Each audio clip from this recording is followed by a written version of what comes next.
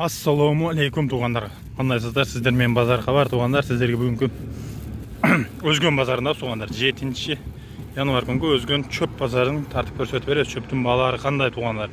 Сіздер биз менен болуп, бизди 10 миңдеп адамдар көрүп туғандар. Лайк кнопкасын экранда чыккандай кылып басып, подписаться кылып катталып коебуз туғандар. Биз болсо баштадык. Мына туғандар, фураларга жүктөлүп Өзбекстанга жылкылар кетти.